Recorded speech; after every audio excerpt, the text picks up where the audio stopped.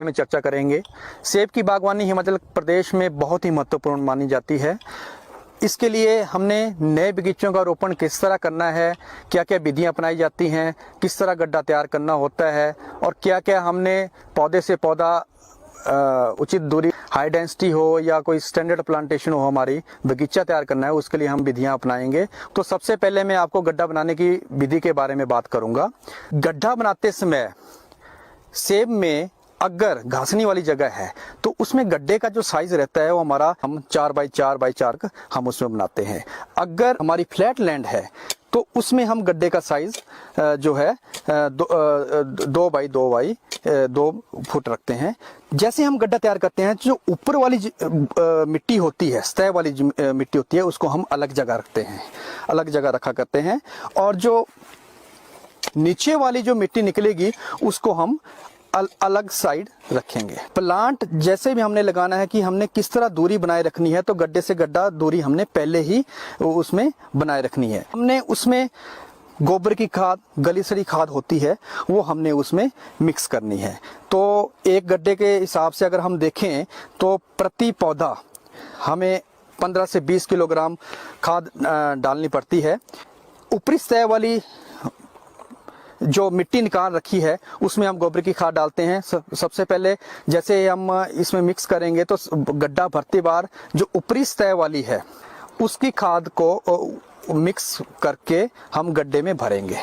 सबसे पहले ऊपरी सतह वाली जो मिट्टी निकाली है उसको सबसे पहले हम डालेंगे, खाद मिक्स करेंगे। गड्ढा भरते समय हमने सिंगल सुपर फॉस्फेट हो गई, म्यूरेट ऑफ पोटाश होगी और उसमें डालते हैं। तो पौधरोपण करने के लिए सबसे पहले तो स्थिति के अनुसार, हाइट के अनुसार कि किस तरह की कौन सी किस्म हमने सेब की लगानी है। अभी ये बगीचा हमारा हाई डेंसिटी एप्पल प्लांटेशन के ऊपर जो इंस्टीट्यूशनल डेवलपमेंट प्लान है university of horticulture and forestry में, उसके अंतर्गत ये तैयार किया गया है। हम जो पौधा लगाएंगे, पौधे की स्पेसिंग हाई डेंसिटी के हिसाब से लाइन से लाइन दूरी 2.5 मीटर की और पौधे से पौधा हमारी दूरी 2 मीटर की रहनी चाहिए। रूट स्टॉक के पौधे हैं, ये हमने तैयार कर रखे हैं। पौधे हमने सबसे पहले बेविस्टिन के घोल में ये मिक्स हमने इनको डिप कर रखा है। हमने 5 से 10 मिनट तक इनको इसमें भिगो के रखना है। उसके बाद हमने इन पौधों की प्लांटिंग करनी है। प्लांटिंग करते समय हमें ये भी चीज़ें ध्यान रखनी होती है कि अगर हमारा हाइट वाली लोकेशंस हैं, जगहें हैं, तो उन हाइट्स वाली जगह पे हमने पौधे का जो ट्री एस्पेक्ट है वो हमने साउथ डायरेक्शन को रखना होता है। अगर लो हाइट वाला एरिया है हमारा तो हमने उनको जो है नॉर्थ साइड को रखना होता है। तो अगर रो से रो अगर ओरिएंटेशन की बात की जाए तो हमें नॉर्थ साउथ ओरिएंटेशन में उसका रोपण करना चाहिए। होता है सेब की बागवानी है या दूसरे स्टोन फ्रूट भी होते हैं, जितने भी टेम्परेट जोन के फ्रूट्स रहते हैं, हमारे फल रहते हैं, उनके लिए दिसंबर जनवरी के महीना जो है पौधरोपण के लिए बहुत ही उपयुक्त समय है। पौधरोपण के बाद जो पौधे के किनारे की साथ वाली जो मिट्टी है उसको हमने अच्छी तरह दबाना है, बिल्कुल सेंटर से इस तरह हम पौधे को, ताकि ये इसकी जड़ें कम से कम समय में मिट्टी के साथ संपर्क में आ जाएं। तो इस तरह हम पौधे का रोपण करते हैं। और बगीचा लगाने के लिए हाई डेंसिटी प्लांटेशन का आजकल बहुत जोर पकड़ा हुआ है। ये हमारी फ्लैट लैंड के लिए बहुत ही महत्वपूर्ण माना जाता है और इसके लिए अच्छी किस्मों का चुनाव होना भी बहुत ज़रूरी है। जैसे आप हमारा बगीचा देख सकते हैं कि इस बगीचे में जैसे हमने तरह तरह की किस्में लगा रखी हैं। ये रूट स्टॉक के ऊपर हमने बगीचा लगा रखा है। तो इसमें जैसे जीरोमाइन किस्म है, हमारी रेड लम गाला किस्म है। तो आप देख सकते हैं कि ये हमारी प्लांटेशन जो है ये अभी 7 महीने की प्लांटेशन है। तो पौधे की उचित बढ़ोतरी के लिए अच्छी खाद पानी भी चाहिए और साथ में समय पर पौधे की स्थिति को देखते हुए, नमी को देखते हुए उसमें हमने सिंचाई भी करनी है। तो ये सब चीज़ों का हमें समय पर ध्यान रखना होता है। पौधरोपण के बाद पौधा हमारा एस्टेब्लिश होना शुरू हो जाता है तो मार्च महीने तक इसमें स्प्राउटिंग होना शुरू हो जाती है। जैसे मौसम गर्म होता है तो उसमें स्प्राउटिंग होना भी शुरू हो जाती है। जैसे ये पौधा हमने अभी रोपण किया, मार्च महीने में जब इसमें स्प्राउटिंग हो जाती है तो इसमें जो भी आँख है यहाँ से हमारी जो नई आँख से यहाँ से कलम फूटेगी, यहाँ से टहनियाँ निकलेंगी, पत्ते निकलेंगे।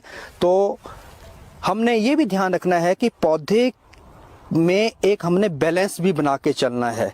ऐसा नहीं है कि हर आंख से हमने एक टहनी लेनी है, हमने इस तरह बैलेंस बनाना है कि तना उन टहनियों का भार भी सहन कर सके। जो रूट स्टॉक का ये पौधा लगा रखा है तो हम एक तो हमारे पास जैसे हम विप कर देते हैं तो उससे क्या होता है कि जैसे हमने कटिंग कर दी है तो उसके बाद जो नीचे वाली आंखें होती हैं वो फूटना शुरू हो जाती हैं। किसान भाइयों को ये भी ध्यान रखना चाहिए कि 1.5-2 फुट ऊपर से आप जो कलम फूटेगी, यहाँ से आंख फूटेगी, वहां से आपने टहनी लेना शुरू करनी है। पहले साल के वर्ष के पौधे में 2 से 3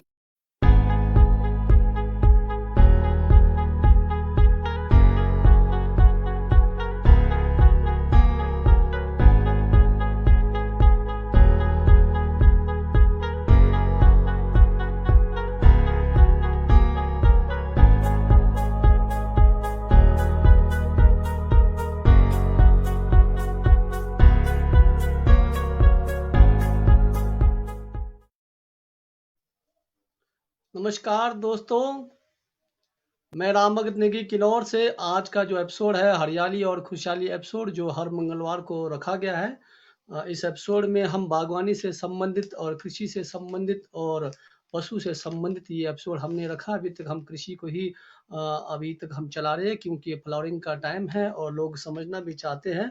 आज के एपिसोड में हमने अपर किन्नौर के बागवान को लाया है कि पूह से ऊपर खेती किस प्रकार से की जाती है, क्योंकि पूह से ऊपर जो खेती होती है वहाँ पर जो है एक तो सिंचाई का पूरा सिंचाई पर ही निर्भर रहता है और बरसात होती नहीं है तो वहाँ की मिट्टी थोड़ी अलग रहती है। वहाँ जानेंगे किस प्रकार की वैरायटियाँ वहाँ तैयार होती है और किस प्रकार से वहाँ पर मेहनत की जाती है। साथ हमारे साथ बैठे हैं शालखर से किसान बागवान हमारे साथ गौरव नेगी जी, और साथ में हमारे रोज की तरह इस एपिसोड में हमारे अतिथि रहते हैं मैडम रंजना जी जो रिब्बा से, जो खुद एक बागवान है। तो चलिए आइए, तो आज के इस एपिसोड में हम जानेंगे और इस एपिसोड को बेहतर बनाने के लिए आपका जो सुझाव है, आप भी बागवानी करते हो, बागवानी से संबंधित किन्नौर में जो भी परेशानियां आती हैं तो इस एपिसोड में आप जो है साझा कर सकते हो।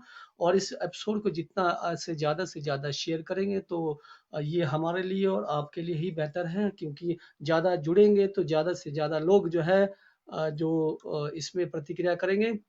और आज का ही दिन बीशू का भी त्योहार है। पूरे भारत में बीशू का त्योहार बड़े धूमधाम से मनाया जाता है, किन्नौर में मनाया जा रहा है। शायद इस वजह से आज के लोग जो है बहुत कम यहाँ जुड़ेंगे, तो फिर भी बाद में इस एपिसोड को लोग जुड़ते रहेंगे। तो चलिए, हमारा प्रयास है कि गांव शहर और जो हमारे जो कस्बे हैं उसको बेहतर बनाना, हमारे बागवान को बेहतर बनाना। हमारे साथ जुड़े अतिथि को हम मंच में बुलाते हैं।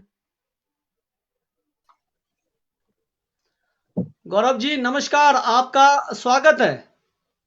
नमस्कार सर, नमस्कार जी। आपका आपने समय निकाला हमारे किन्नौर के लिए, हमारे किन्नौर के पेज के लिए बहुत बहुत आभार जी। आपका ये बहुत बहुत धन्यवाद। आपने मुझे लाइव में आने का मौका दिया और अपने बारे में कुछ बताने का मौका दिया, इसके लिए आपका बहुत बहुत धन्यवाद सर। जी, हम जानना चाहेंगे जैसे पूह से ऊपर की जो खेती होती है, क्योंकि ड्राई एरिया है, सिंचाई पर ही निर्भर रहना पड़ता है। आप लोगों को कितने प्रकार की मशक्कत करना पड़ता है, बेचने तक का मुसीबत रहता है, क्योंकि आपको ये पता नहीं तो फल तो तैयार कर दिया और मार्केट में कैसा ले जाना, यहाँ तक आपकी परेशानियां रहती है, क्योंकि दुर्गम क्षेत्र है। रोडों का जो है बरसात के टाइम में कुछ एरिया हमारे जो है ध्वस्त हो जाते हैं। आप किन परेशानियों से जो है अपने बागवानों को अपने एरिया में कर रहे हो, वो हम जानना चाहेंगे।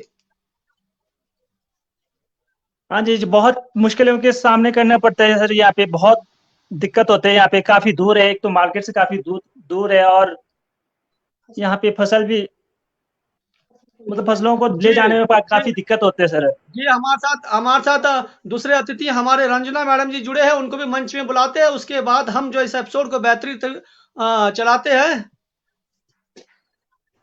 ठीक। नमस्ते मैडम जी, नमस्कार। आपका स्वागत है जी। नमस्कार एमसीएन के आपको भी, आप दोनों को भी, और एमसीएन के तमाम दर्शकों को। आज नवरात्र, पहला नवरात्र भी है और बीशु भी है, जिसको हम बीश बोलते हैं। तो नवरात्र और बीश दोनों की शुभकामनाएं हमारे तमाम एमसीएन के दर्शकों को, तमाम किन्नौर वासियों को। नमस्कार जी। चलिए मैडम जी, परिचर्चा करने से नमस्कार पहले मैडम हम जी। थोड़ा विशु की झलकियां देखते हैं। विशु की झलकियां किन्नौर में कैसे मनाई जा रही है, थोड़ी सी झलक में लेकर आया हूं, आप लोग देखेंगे। उसके बाद हम आगे का जो है परिचर्चा हम नेगी साहब के साथ करते रहेंगे।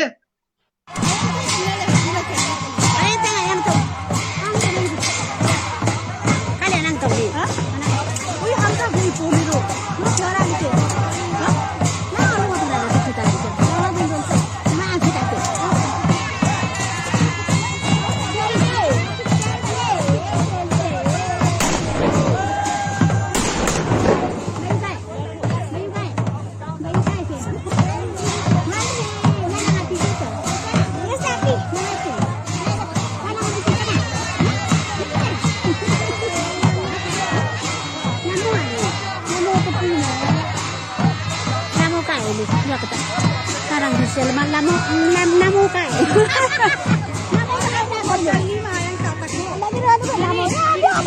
Shu kan ni na. Kiski sada hai? Kiski sada hai? Hey namu. तो ये थोड़ी सी झलकी थी। आज के टाइम में आज दर्शक बहुत कम मिल सकते हैं, क्योंकि हमारा निचला बेल्ट जो है पूरा जो है बीशू का त्योहार मना रहा है। लेकिन चलिए, बाद में भी वो जुड़ते रहेंगे। मैडम जी, तो हम अपने अतिथि से ये जानना चाहेंगे, महोदय जी, आपका जो है सूखा एरिया है, ड्राई एरिया है। हाँ जी, हाँ जी, तो बिल्कुल आप डेजर्ट जो है एरिया ऐसा ही है। अपने एरिया में बागवानी कर रहे हैं। तो सबसे पहले जो ड्राई एरिया में आप अपना अनुभव बताएं कि किस प्रकार से आप लोगों को मशक्कत करके बागीचा तैयार करना पड़ता है, ये आप हमारे दर्शकों को विस्तार से बताएं। क्या सरकार की वहाँ मदद मिलती है? क्या पंचायत जो है आपको कूल की पूरी व्यवस्था करवाती है आदि? इन सारी समस्याओं को जो है या इस पेज के द्वारा बताएं। हाँ जी, यहाँ पे सिंचाई तो कूल के द्वारा ही होती है जी। काफी दूर से ले आना पड़ता है, कूल काफी दूर जाना पड़ता है जी। सोर्स काफी दूर है वहाँ पे, मतलब काफी एक कई जगह तो 1-1.5-2 किलोमीटर तक दूर जाना पड़ता है जी। और सिंचाई के लिए हमें खुद खुद वहाँ पे पानी ले आ खुद सोर्स में जाके खुद लाना पड़ता है पानी भी। और कोई ऐसे मतलब है नहीं, कई मतलब 3-4 मतलब 5-6 कूले हैं हमारे यहाँ पे नाले से सर। और उस सिंचाई करते हैं, टाइम होते हैं, अलग अलग टाइम लगाया, अपना अपना बारी होते हैं, पाला बारी लगाए होते हैं उसमें। पंचायत से भी बड़ा मतलब सहयोग मिलता तो है जी। जी, मैं ये जानना चाहूंगा, जो पाला लगता है तो इसमें क्या सबको जो है पूरी मात्रा में मिलता है? जैसे आपको 2 दिन लगता होगा, किसी का 3 दिन लगता होगा या 4 दिन लगता होगा, क्या टाइम टेबल बनाया हुआ है इसका? हाँ जी, टाइम टेबल बनाया यहाँ पे। मतलब सिंचाई भी बारी बारी से होते हैं, जैसे मतलब 2-2 घंटे के होते हैं, किसी 3-3 घंटे के होते हैं, तो किसी के पास दिन के मतलब जगह के हिसाब से बांटा हुआ जी पानी भी ना सर। पानी जैसे जिसके पास ज्यादा जगह होगा उसको थोड़ा घंटे ज्यादा मतलब टाइम मिलते हैं, और जिसके पास कम है उसको कम कम मिलेगा पाला, मतलब टाइम के हिसाब से है। जी, जिस प्रकार से हमारे जो है आने वाले टाइम में बर्फ की कमी पड़ रही है, तो क्या आपकी कूल में भी कोई कमियां दिख रहा है कि पहले की मात्रा से पहले घट गए है, कि अभी सोर्स सोर्स जितना है आपका बढ़ा हुआ गया? हाँ जी, हाँ जी, इस साल थोड़ा बर्फ नहीं होने के कारण काफी मतलब घटा हुआ पानी, नहीं तो इतना मुश्किल तो हमारे शहर में इतना मुश्किल तो नहीं होता पानी, मतलब ठीक चला होता है। पर इस साल थोड़ा घटने में दिख रहा है, बर्फ की वजह से होना मेरे ख्याल से। आपका सालखर जो विलेज है, सालखर जो कहते हैं गांव, जो है बहुत दूर दराज हाइट में है, चांगो से बहुत आगे है। तो क्या वहां पर आपने अर्ली वैरायटी का ही काम किया है, या फिर आपने जो है पुराने जो हमारे रॉयल पर काम कर रहे हो आप? हमारा तो ऐसे अर्ली वैरायटी वाला तो कोई इसकी मतलब है ही नहीं कि पौधे, मतलब अभी तो हमारा रॉयल पे ज्यादातर रॉयल पे जो उससे डिपेंड है, रॉयल ही लगाया ज्यादातर लोगों ने, रॉयल ही लगाया सर। अच्छा, मुझे ये अब कुछ लोग बताएंगे कि मतलब अभी शुरू आपका करने में है, कुछ लोग मुझे ये शुरू कर रहे हैं बताएंगे अभी जो थोड़ा थोड़ा रॉयल है, करके। जी, जो रॉयल का पौधा आप लोगों के एरिया में एक पौधा कितने सालों में फल देता है? आज मतलब 5-6 साल में तो मतलब उसका फल देना शुरू कर देते हैं सर, सैंपल मतलब दे ही देते हैं सर। चलिए, हमारे कुछ एरिया में 14-15 साल लगता है लो बेल्ट में। आपका हाइट है तो ये अर्ली वैरायटी की तरह ही है, बहुत बेहतरीन। मैडम जी, आपका कोई सवाल? हाँ जी, सबसे पहले तो शलखर गांव से मैं इसलिए भी बहुत ज्यादा प्रेरित हूँ क्योंकि शलखर गांव किन्नौर का एक ऐसा गांव है, एक तो बॉर्डर पे भी है शलखर, मतलब काफी दूर दराज होने के बाद भी पूरा किन्नौर के लिए मिसाल है क्योंकि शलखर गांव पूरी तरह से प्राकृतिक बागवानी कर रहा है, ऑर्गेनिक फार्मिंग कर रहा है। तो आज मैं विस्तार से हमारे जो मेहमान हैं उनसे जानना चाहूंगी कि आप लोग इसकी तरफ कैसे प्रेरित हुए, मतलब कैसे आप लोगों ने ऑर्गेनिक फार्मिंग जिसको मैडम हम मैडम जी, प्राकृतिक शायद बागवानी बोलते हैं। 2014 से यहाँ पर जो है प्राकृतिक बागवानी, ऑर्गेनिक फार्मिंग का जो है काम हो रहा है, शायद मुझे भी इतना आइडिया है शायद। हाँ जी हाँ जी। हाँ जी, हाँ जी। तो हाँ, 2013 से मतलब हमारे बर्थ प्लेस, हमारे यहाँ पे लोचन टुकुची के यहाँ पे मतलब आशीर्वाद से उनके ऑर्गेनिक मतलब शुरू करने के उनके थोड़ा वो दिया ना सहयोग की वजह से हमारे ऑर्गेनिक बना हुआ सर ये।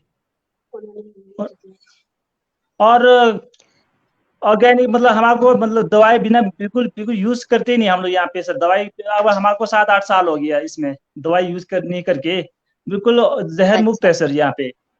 और उसके बाद शुरू 2018 में प्राकृतिक खेती वाले मतलब ये आत्मा आत्मा वाले आए यहाँ पे, पूर्व ब्लॉक के बीटीएम जी, उन्होंने भी हमारे को प्राकृतिक के बारे में काफी समझाया और दवाइयाँ कैसे लगाना है उसके बारे में बताया, गौमूत्र से कैसे कैसे करना है, उससे काफी रिजल्ट अच्छा आया है सर। काफी शुरू में काफी दिक्कत हुआ, मतलब 2013 में जब हमने दवाइयाँ बंद कर दी ना सर जी, फिर उस टाइम हमारे को 2-3 साल, 1-2 साल तो बहुत ही दिक्कत हुआ, उसमें बीमारियां काफी आ गया, बहुत लोग कहीं लोग बोला कि मतलब आप तो दवाई शुरू करने। बाद में सभी लोग ने ऐसे फंड जैसे रखा हो, मतलब पेनल्टी जैसे लगा होगा, अगर दवाई लगाएगा तो पैसे दे, मतलब ऐसे पैसे पेनल्टी देना पड़ेगा। इस हिसाब से गांव में मतलब बहुत कम होगी, दवाई लगाए नहीं उसके बाद 2 साल के बाद। फिर उसके बाद बहुत बढ़िया मतलब अच्छे अच्छे मतलब प्रोग्रेस होते रहा। और इसके बाद 3-4 साल के बाद तो और बढ़िया होते होते रहा सर, रिजल्ट बहुत अच्छे होने लगा उसके बाद सर। जी, मैं ये जानना चाहता हूँ कि आप हार्डली जो है कितना स्प्रे करते हो पूरे साल में? स्प्रे तो बिल्कुल यहाँ है ही नहीं सर। अब हमारे को 7-8 साल हो गए स्प्रे बिल्कुल किया नहीं। पहले पहले स्प्रे करते थे, मतलब पहले भी स्प्रे इतना ज्यादा नहीं करते, सिर्फ हम लोग करते हैं कई बार माइट के करते हैं, और बाकी फूलनाशक का करते हैं, बाकी बस 2-3 स्प्रे करते हैं, ज्यादा तो नहीं करते हैं। टीएसओ का स्प्रे नहीं करते हो? टीएसओ का जो महत्वपूर्ण बताया जाता है। अच्छा, टीएस पहले करते थे, जब से हमारे मतलब 2013 के बाद तो बिल्कुल स्प्रे है ही नहीं सर, बिल्कुल स्प्रे करते ही नहीं, बिल्कुल कुछ भी नहीं करते हैं। मतलब अब पेड़ों में किसी प्रकार का भी स्प्रे आप लोग नहीं करेंगे? बिल्कुल करते ही नहीं सर, किया ही नहीं आज तक सर। 2013 के मतलब ये बाद जो मतलब स्प्रे किया ही नहीं। गौमूत्र का जो ऑर्गेनिक बनाते हैं उससे उसका स्प्रे किया जाता है क्या? अच्छा, गौ मित्र का भी बहुत कम शम लोग करते हैं सर, गौमूत्र का ना सर। हमारा तो बिल्कुल नेचुरल है बिल्कुल सर। हम मटर वगैरह में थोड़ा गौमूत्र का मतलब दवाइयाँ बना के, जीवामृत वगैरह बना के हम लोग उसका स्प्रे करते हैं थोड़ा बहुत। सेब में तो बिल्कुल नेचुरल है, हम लोग बिल्कुल खाद डालना, बस पानी डालना, वही है हमारे काम सेब में। मतलब आपका ऊपर और कोई साल काम में नहीं 2 है, बार गट्टे होते हैं। कटिंग और पेस्ट के अलावा कोई काम नहीं है, ऊपर नीचे ही देखना है आपको जमीन में। हाँ जी हाँ जी, बाकी पेस्ट तो हम लोग अपने बना के मतलब जो प्राकृतिक वाला बना के फिर वही लगाते हैं ले पेस्ट। जी मैडम जी, आपका कोई सवाल?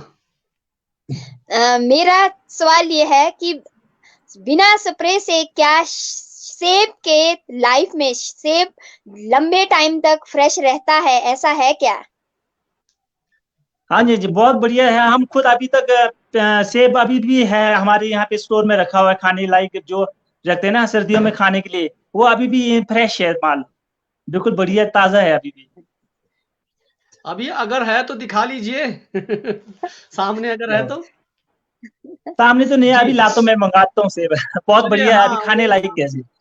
मैडम जी का कहना है आपको खाने के साथ मैडम जी का कहना कहना ये कि खाने में तो फ्रेश होगा क्योंकि हाइट है। क्या पौधा भी बिल्कुल सेफ है क्या, मतलब किसी प्रकार का कोई बीमारी नहीं है? और बीमारी भी पहले मतलब जब दवाई लगाते थे उस टाइम तो भी बहुत बीमारियां मतलब कंट्रोल में नहीं होता था, अभी बिना दवाई का भी कंट्रोल में काफी आ गया हुआ है। जब से 2013 से हमने 2 साल हमको दिक्कत पड़ा, उसके बाद बिल्कुल दिक्कत हुआ ही नहीं उसके बाद सर। अभी भी मतलब ऐसा लगता है कि जहाँ पे चांगो जैसे में दवाई लगाते हैं फिर भी दिक्कतें आ रहे हैं, यहाँ ऐसा कुछ नहीं है। माइट भी एक झलक आते हैं चले जाते हैं, मतलब दवाई मतलब दिक्कत है ही नहीं बिल्कुल पौधे में ऐसे। चांगो और आपका जो सालखा का जो 4 किलोमीटर का शायद डिफरेंट है, तो बर्फ तो बराबर ही आता होगा शायद दोनों जगह। हाँ जी, बर्फ तो हाँ जी सेम ही है ज्यादातर, हाँ सेम ही पड़ते हैं सर। चलिए, ये तो बहुत बधाई है, प्रकृति ने आप लोगों को साथ दिया। ठंडा एरिया है तो ठंडा एरिया में शायद किसी प्रकार का जीवाणु का जो है वहाँ उत्पन्न नहीं होता, पैदावार नहीं होता होगा, इसलिए जो है आप लोग जो है खुशकिस्मत वाले हो कि किसी प्रकार की दवाई करने की जरूरत नहीं है। तो न्यूट्रिशन के लिए जो आप लगाते हो तो उसमें क्या क्या आप लगाते हो खाद में? खाद में हम खुद के केंचुआ मतलब लोकल अपने केंचुआ खाद बनाते हैं गड्ढे में। और बाकी और जंगल हमारे काफी ऊपर है ना सर, जंगल से बकरी की खाद लगाते हैं, गाय का खाद लगाते हैं अपना नेचुरल, अपना गांव अपने घर के ही। एक चीज और मैंने देखा ऊपर जो है घोड़े और खच्चर बहुत पालते हैं, क्या इनके खाद का उपयोग करते हैं? और ये खाद इनके कितने गुणवत्ता वाले होते हैं? उसमें क्या मात्रा कितनी लगाई जाती है, गाय के गोबर से ज्यादा या कम?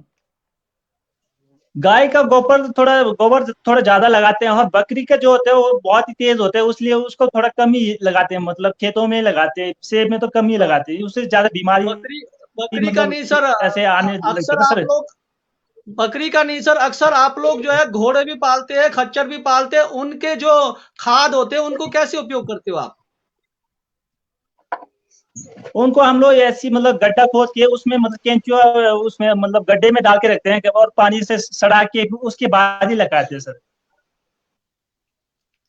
ये जी, देखिए आप सर लोगों अभी भी ने तो फ्रेश है सर सेब हमारी रॉयल का। बिल्कुल, बिल्कुल, बिल्कुल। चलिए, हमारे ये पिछले बागवानों साल को की ही है यहाँ सर। जितनी भी हमारे एमसीएन की बेहतरीन।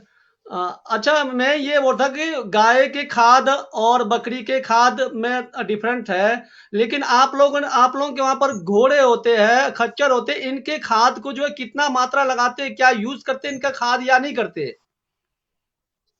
गाय का थोड़ा मतलब हमारा एक पेड़ में लगभग मतलब 25 किलो के आसपास लगाते हैं गाय वाला सड़ा के सर। बाकी घोड़े खच्चर तो थोड़ा कम होते हैं, उनका तो घोड़े वाला थोड़ा ज्यादा होता है, पर उसका बगीचे में थोड़ा कम लगाते हैं और खेत में ज्यादा डालते हैं उसको घोड़े वाला। अच्छा, ये थोड़ा-सा जानने का विषय है, घोड़े का और खच्चर का जो है खेत में लगाया जाता है, लेकिन जो है पौधों में नहीं लगाया जाता। तो इसके बारे में थोड़ा आप बताएँगे, क्या कारण रहा है? क्योंकि गाय का सर हम लोग सड़ाने में इजी होता है सर, वो घोड़े वाला सड़ने मतलब टाइम लगता है सर उसमें ना सर। मैडम जी, अगर आप अपने खेत में ऑर्गेनिक काम करना चाहेंगे तो क्या अपने आप को संतुष्ट रहेंगे? जैसे आपने चांगो का फार्मिंग देख रहे हैं, कोई दवाई यूज़ नहीं करते हैं, किसी प्रकार का वहाँ पर दवाई का यूज़ ही नहीं करते, कहने का मतलब पेस्ट के अलावा। खाली अगर कटिंग कर दिया और पेस्ट कर लिया, तो आप अगर कोई एक आध बगीचे को प्रैक्टिकल करना चाहेंगे? पहले तो मैं ये जानना चाहूंगी हमारे बागवान भाई जी। से, शुरू में कितना उनको लॉस हुआ? मतलब शुरू में एकदम से तो बीमारियों से हम नहीं बचा सकते हैं, तो 1-2 साल लग जी। जाएगा।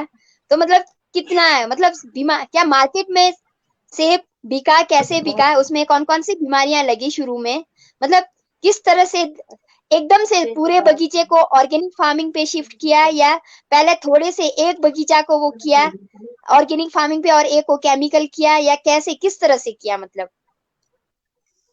शुरू में 2 साल तो बहुत ही दिक्कत हुआ है उसमें, मतलब रुइयां काफी आ गया, हलिया फिर बहुत ज्यादा आ गया था उसमें, और सेब में दागी आने लग गया।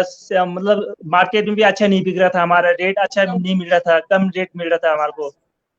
और उसके बाद फिर धीरे धीरे 2 साल कई लोगों ने तो हमारे को मतलब गांव के एक वो बनाए थे, कमेटी बनाया था हम लोगों ने, तो कि कोई भी दवाई यूज नहीं करेगा, अगर करेगा तो उसको पेनल्टी लेना पड़ेगा। उसके बाद फिर ऐसे करते करते फिर धीरे धीरे सब ने मतलब इसमें राय लेके मतलब नहीं लगा रहे, फिर एकजुट हो गया सब। उसके बाद काफी दिक्कत हुआ, 1-2 साल तो बिल्कुल दाग से मतलब दाग ही आता था, लगभग दाग ही आता था। मतलब उसके बाद 2 साल के बाद फिर धीरे धीरे बहुत बढ़िया हो गया, फिर अच्छा रिजल्ट आने लगा, मार्केट में अच्छा रेट मिलने लगा।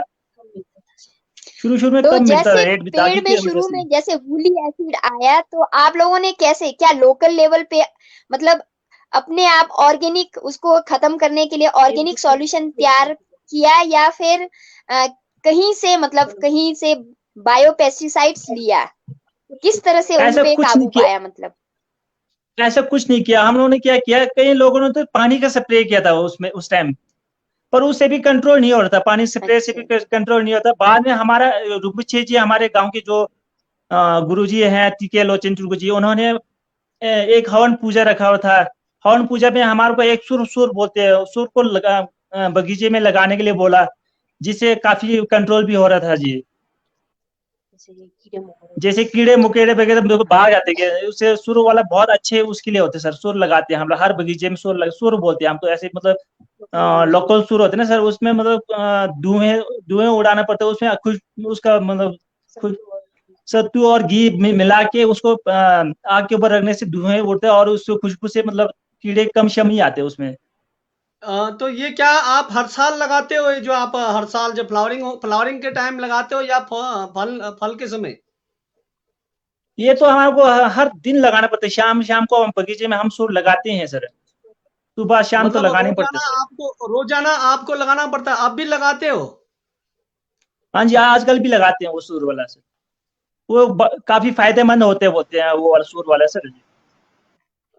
नेगी और गौरव जी, हमारे को जो तीन आप साल 3 साल हमारे को हवन पूजा करते हुए हो गया, 3 साल हमने कंटिन्यू हवन पूजा किया लामा जी की वजह से। 3 साल हमारे को हवन पूजा करने को हुआ, और हवन पूजा किया, उससे भी काफी बढ़िया और फर्क हुआ।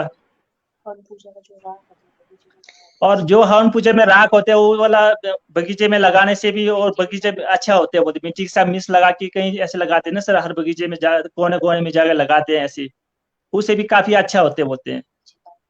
चिल्ला चिल्ला आ, मानते हैं हम तो जो से।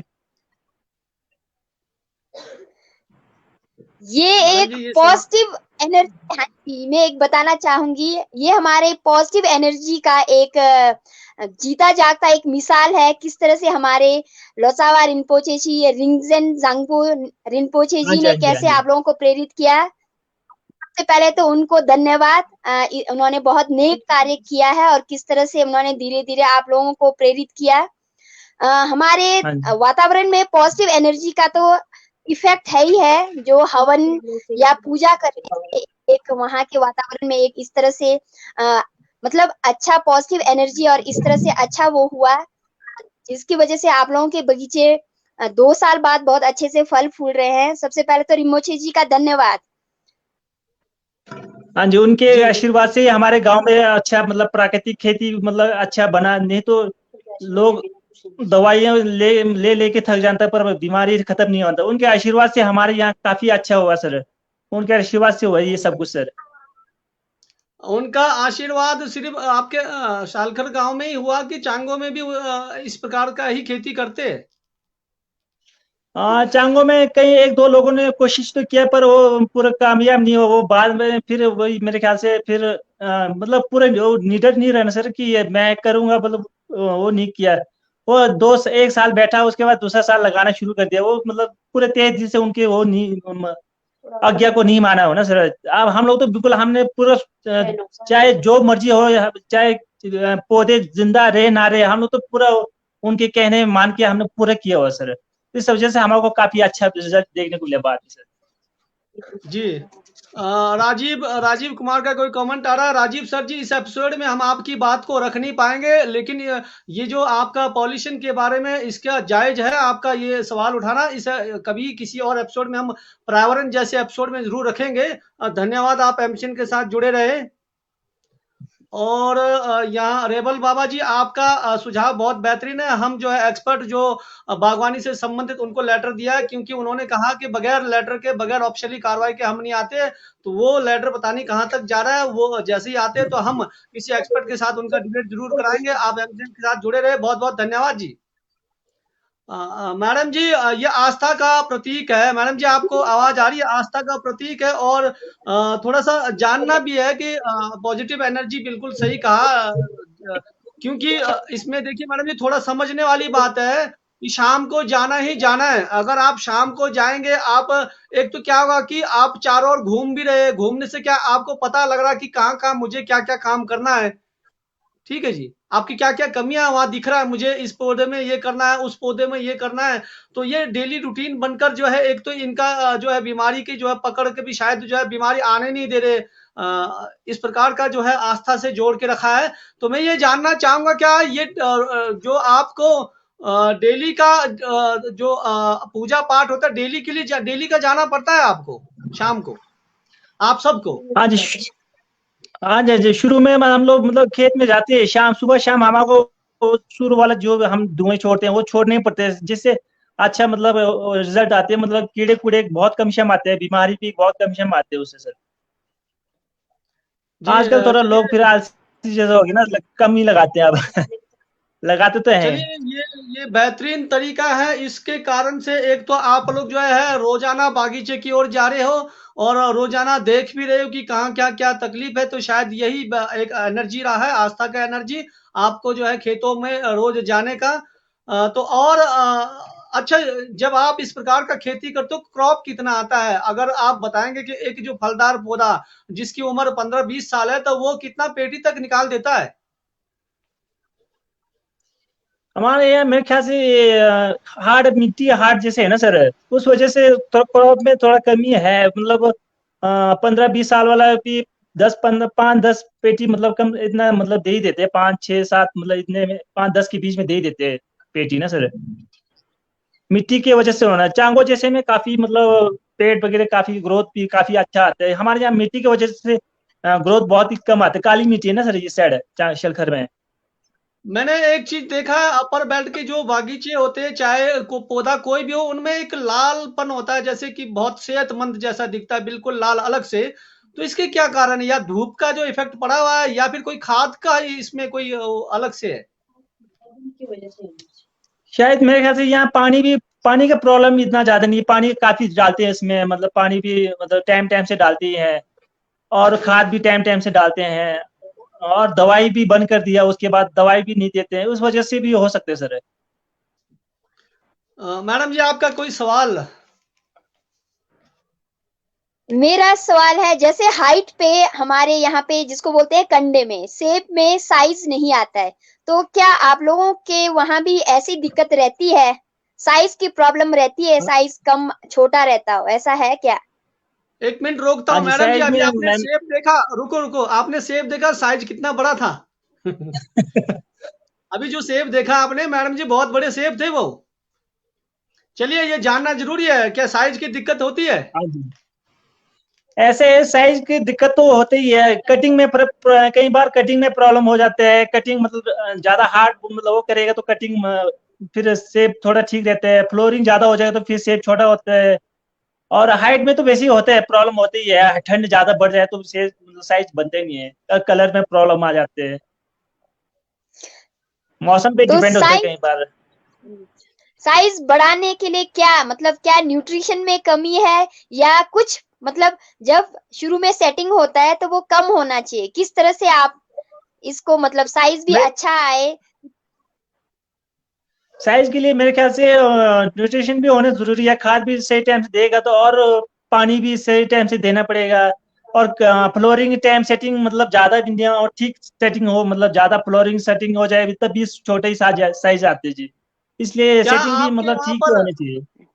नेगी जी, क्या आपके वहां पर मधुमक्खी का प्रयोग करते हैं पॉलिनेशन के लिए? मधुमक्खी, हाँ जी, पोलिनेशन के लिए मधुमक्खी, मधुमक्खी का भी किया हुआ है, कई लोगों ने पहले किया होता है, मतलब मेरे ख्याल से 1-2 साल पहले किया, उसके 1-2 साल के बाद तो कई लोगों ने बंद ही किए ही नहीं बिल्कुल। एक दो बंदों ने मतलब किया था, 1-2 साल पहले किया था, पर आजकल तो नहीं है, इतना नहीं करते पॉलिनेशन के लिए। सिर्फ हम लोग पॉलिनेशन के लिए क्या करते हैं, गोल्डन का कलम डालते हैं रॉयल के ऊपर सर।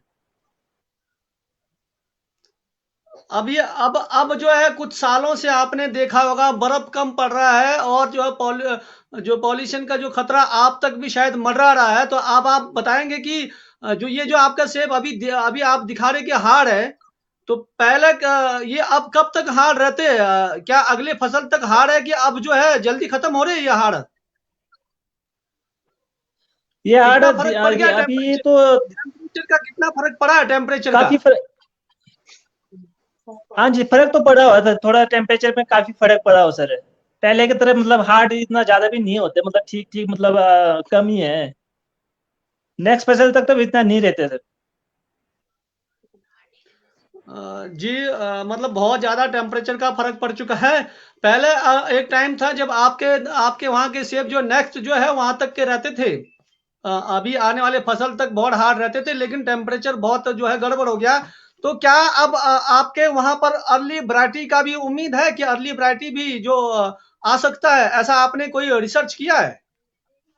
वैसे आना तो चाहिए, आजकल 1-2 लोगों ने लगाया भी है, और पहले तो किसी ने नहीं लगाया, अभी इस 1 साल हो गया कई लोगों ने लगाया हुआ सर, पर अभी पूरा रिजल्ट तो अभी आया नहीं, आप देखते हैं। जी आपके बगीचे मैडम में जी, कौन से वैरायटीज हैं? धारीदार रॉयल या काला रॉयल, कौन सा ज्यादा अच्छा है आपके गांव में? धारीदार रॉयल या काला रॉयल?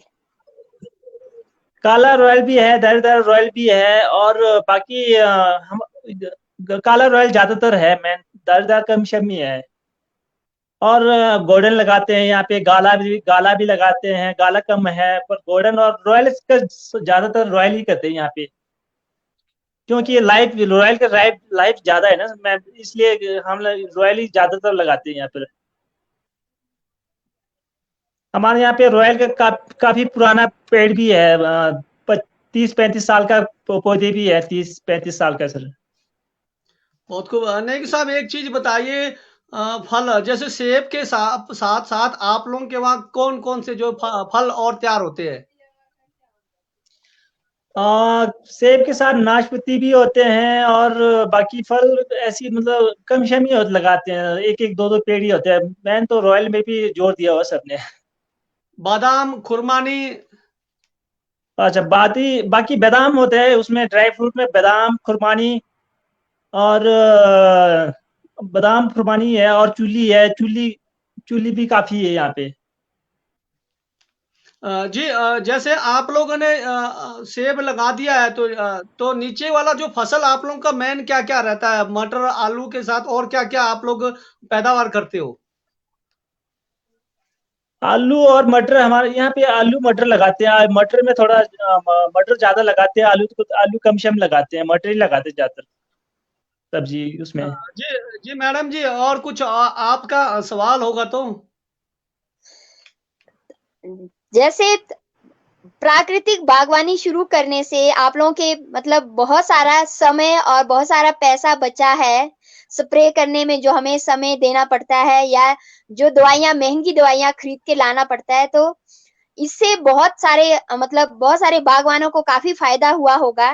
पर आसपास के जो आपके गांव के आसपास के लोग हैं, वो किस तरह से धीरे धीरे प्रेरित हो, ताकि मतलब वो भी प्राकृतिक बागवानी करना शुरू करें? तो आप लोगों को कैसे मतलब शुरू करना चाहे, या जैसे मैं शुरू करना चाहती हूँ, तो मुझे मतलब कैसे, किस तरह से शुरू करना चाहिए? मैं मतलब किस तरह से शुरू करूं? मतलब क्या मैं किसी अपने साथ बगीचे वाले से भी बात करके, या मैं अकेले भी अपने बगीचे को प्राकृतिक या ऑर्गेनिक फार्मिंग पे ले जा सकती हूँ अपने बगीचे को? ऐसे है, जैसे हम लोग ने, जैसे जब से हमने दवाई लगाना बंद कर दिया, हम लोग ऑर्गेनिक उसमें चल पड़े, मतलब ऑर्गेनिक क्या, प्राकृतिक उसमें चल पड़ा। उस टाइम हमारे काफी मतलब 2 साल दिक्कत आने के बाद चांगो वाला बोलते हैं आप लोग तो ऐसे मतलब बिना दवाई का तो आप लोग मतलब फल आएगा नहीं, आप लोगों को बहुत दिक्कत होगा। कहीं लोगों ने बोला हमारे को, कहीं गांव के लोगों ने बोला कि आप लोगों को प्रॉब्लम आ सकता है। ये इतनी थी हॉर्टिकल्चर वाले खुद आके बोला कि दवाई लगाओ, दवाई लगाओ बोला हमारे को ना। तो फिर भी हमने दवाई नहीं लगाया। हॉर्टिकल्चर वाले कहीं मतलब डॉक्टर आए बोलते दवाई लगाना जरूरी है, नहीं तो आप लोगों को फसल खराब हो जाएगा, पेट नुकसान, काफी नुकसान हो जाएगा, ऐसे काफी लोगों ने बोला हमारे को। फिर भी हम लोगों ने बिल्कुल नहीं लगाना तो नहीं लगाना ठान के बैठ गया हम लोग, नहीं लगाने के बोल के। उसके बाद तो 2-3 साल के बाद अच्छे रिजल्ट आने के बाद फिर चांगो वाला बोलते वाह यार कैसे आप लोगों का पेट तो बहुत बढ़िया हो गया, हम लोग इतना दवाई लगाने के बाद भी हमारे पेट चूक रहे हैं, आप लोग बिना दवाई लगा के भी इतना बढ़िया है। इसीलिए चांगो कई लोगों ने तो हमारे मतलब हमारे को देख के मतलब वो भी दवाई लगाना बंद कर दिया था। फिर भी वो लोग बाद में इतना मतलब नहीं कर पाए हमारी तरह, मतलब नहीं बैठ पाए, फिर दवाई शुरू ही कर दिया उन्होंने। गांव बड़ा है ना सर, इस वजह से वो एकता एकता नहीं है, झूठ नहीं है, एकजुट नहीं हो सकते। हमारा तो गांव भी मतलब इतना बड़ा भी नहीं है, ठीक है पर हमने एकजुट था हम कि हम लोग ऐसे करेंगे, तभी हम लोग एकजुट हो के हमारा सक्सेस हो गया ये चीजें सर। एक तो ठीक है, मैं अब ये हमारे जो लोसे रुमुची है जी तैलामा जी, हमारे यहाँ पे जो जिनका यहाँ पे बर्थ प्लेस है हमारा, उनका आशीर्वाद से और उनको हमने मानते हैं, इस वजह से हम लोग ये चीजें कर पाए मैम। शायद चलखर गांव को देखकर यही निष्कर्ष निकल रहा है कि किन्नौर के जो मतलब छोटे छोटे गांव है जहाँ पे मतलब आपस में अंडरस्टैंडिंग है, तो उनको शायद प्राकृतिक बागवानी की तरफ बढ़ना चाहिए ताकि बड़े गांव भी उनसे सीखें, बड़े गांव के लोग भी प्राकृतिक बागवानी का फायदा लें। और जो एक आत्मा जो आपने बताया, एक आत्मा एक ऑर्गेनाइजेशन है, वो क्या वो भी हेल्प करती है या वो किस तरह से मतलब प्रेरित करती है लोगों को, ये जानना चाहेंगे। ये 2018 के आसपास वो आत्मा वाले यहाँ पे आए, हमारे यहाँ पे आत्मा BTM है पू ब्लॉक के जय नेगी जी, श्री जय नेगी जी, वो आए हमारे यहाँ पे, लोगों को प्रेरित किया कि आप लोग प्राकृतिक खेती भी जुड़ जाओ, आप लोगों को ऑर्गेनिक तो है ही है और प्राकृतिक खेती करो, बहुत बढ़िया है, इसमें आप लोगों को कुछ करने की जरूरत नहीं है। मतलब उन्होंने काफी वो किया हुआ है। मतलब साल में 3-4 बार तो आ ही जाते हैं वो यहाँ पे डेमो देने, ऐसे मतलब कुछ दवाई कैसे यूज करना है, गाँव मूत्र से हम लोग कितने दवाइयाँ बना सकते हैं, ये चीजें काफी उन्होंने बताया है। इससे भी बीच बीच में ऐसे मतलब आते रहते हैं वो। एक आज आम बागवान के मन में थोड़ी शंका रहती है, क्योंकि बहुत सारे लोग गोबर मतलब जितना चाहिए पेड़ों को वो गोबर नहीं दे सकते हैं, तो बहुत सारे फर्टिलाइजर्स की तरफ भी जाते हैं, जैसे कई तरह के यारा लिवा, कई तरह के यारा मिला, कई तरह के यारा के प्रोडक्ट्स, यूरिया, कई तरह के केमिकल भी डालते हैं। तो प्राकृतिक बागवानी में तो ये केमिकल्स भी नहीं डालना है, तो हम किस तरह से अपने मिट्टी को कैसे उपजाऊ बनाए रखें, क्या कुछ हम अपनी तरफ से कंपोस्ट बनाते हैं, कैसे हम मतलब टाइम टाइम पे उनको खाद पानी कैसे देते हैं। खाद तो हमारा तो ज्यादातर केंचुआ की खाद लगाते हैं यहाँ पे, और बाकी अगर कुछ प्रॉब्लम बीमारियां आ जाए जैसे माइट वगैरह आ जाए तो उसमें हम लोग गौ मूत्र का स्प्रे करते हैं उसमें। और मटर मुटर में कहीं बीमारियां आ जाती है, जैसे एक पाउडर मिल्की जैसे आ जाते हैं, तो उसमें हम लोग खट्टी लस्सी का स्प्रे करते हैं और इससे कंट्रोल हो जाते हैं बढ़िया, मतलब इससे में इतना प्रॉब्लम्स नहीं है। और उसके बाद जैसे मटर मुटर में हम लोग जीवामृत का प्रयोग करते हैं, जीवामृत का बना के फिर उसका प्रयोग करते हैं। और जीवामृत में नेगी हम जी, लोग उसको न्यूट्रिशन मिलने के लिए हमें आपके गोबर यहाँ और पर जड़ गुड़ गलन वगैरह की बेसन वगैरह लगा। आपके यहाँ पर जड़ गलन की भी शिकायत रहती है कभी, ऐसा जड़ गलन का या सूखा का, दोनों में से एक, ड्राउट का? जड़ रूट रोड का तो मतलब नीचे से मतलब जड़ ऐसे गिल्टी जैसे बनाते हैं, उसका प्रॉब्लम है। उसमें भी हम लोग क्या करते हैं, उसको मतलब मिट्टी को हटा के ओपनली ऐसे रख देते हैं कुछ मतलब सर्दियों में, बाकी उससे थोड़ा प्रॉब्लम कम हो, मतलब किसी का तो थोड़ा ज्यादा है, किसी का मतलब कम है, इसमें ऐसा कुछ दिक्कत, ज्यादा दिक्कत तो नहीं है। जी मैडम जी, आपके कोई सवाल?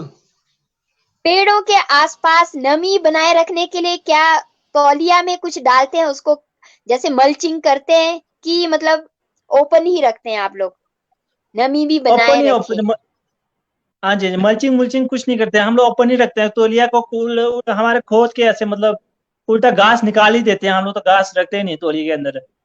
मल्चिंग मतलब रखते ही नहीं है बिल्कुल, ऐसे ओपन ही रखते हैं। हाँ, मैंने कई जगह देखा मैडम जी क्या करते हैं कि जो पौधों का जो आधा जड़ पूरा निकाल के सर्दियों को पूरा निकाल के रखते हैं, ताकि धूप और कुछ उसमें पड़े, उसके जो धूप पड़ने से, सनराइज होने से क्या है, कुछ कीटाणु ऐसे ही मर जाते हैं शायद।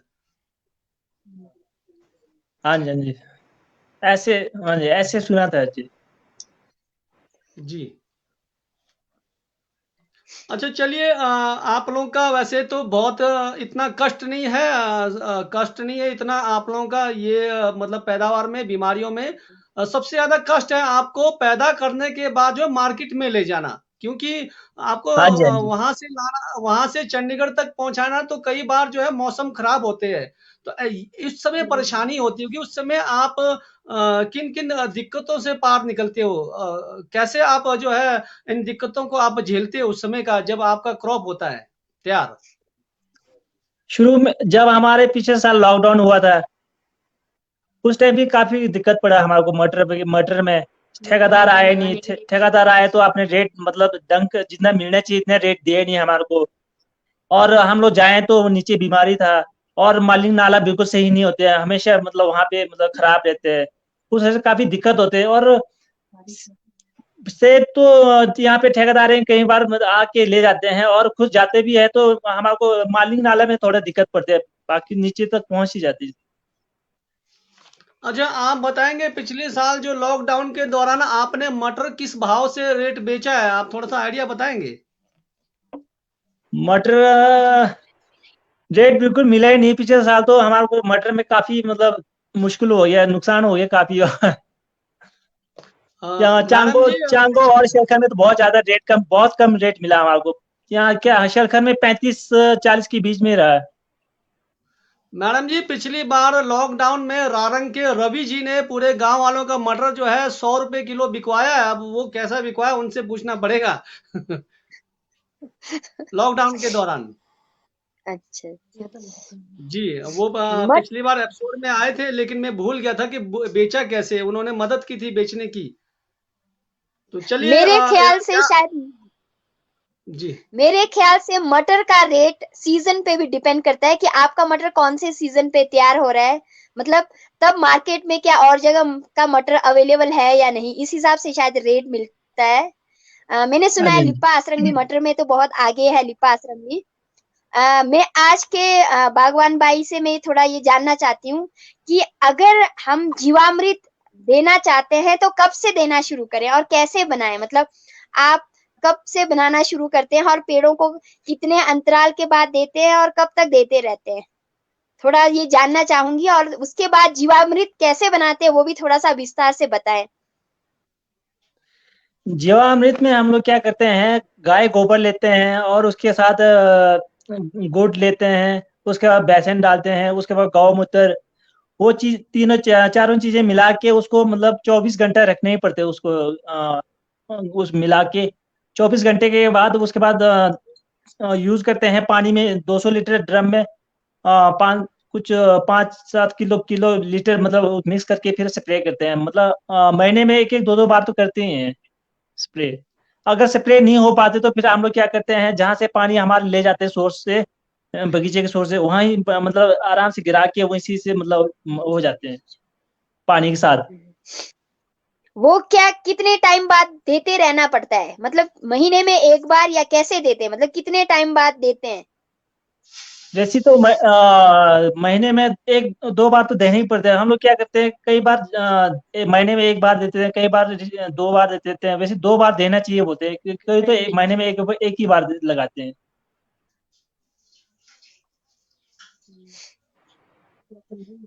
तो जीवामृत डालने से क्या पेड़ों में फर्क नजर आता है, मतलब पेड़?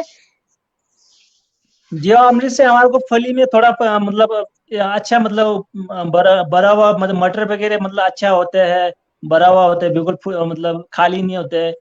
ये, अच्छा मतलब दिखने में अच्छा दिखता है, और वेट में जब हम लोग बेचते हैं तो वेट में फर्क पड़ता है उसमें। और जैसे उसमें बीमारी आती है, बीमारी भी कम ही आते हैं उसमें, पाउडर वगैरह कम ही आते हैं उसमें। जी नेगी जी, एक चीज और है, इस साल बर्फ कम हुआ है, बहुत ज्यादा कम हुआ है। अभी आपके शायद वहां पर पिंक फ्लावर का अभी शायद शुरुआत नहीं हुआ होगा, तो आपको आइडिया कि इस साल आपकी फसल क्रॉप हो सकती है या फिर थोड़ा कम होगा?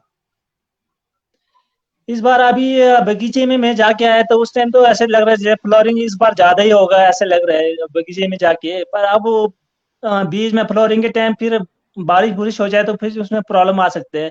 अदरवाइज तो फ्लोरिंग ठीक ठीक लग रहा है इस बार।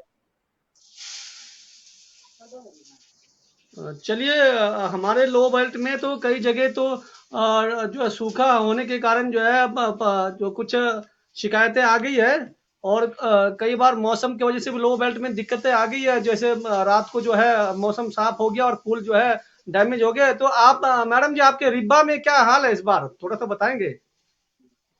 तो रिब्बा में आजकल फूल खिले हैं, अब सेटिंग का तो कुछ टाइम बाद ही पता चलेगा।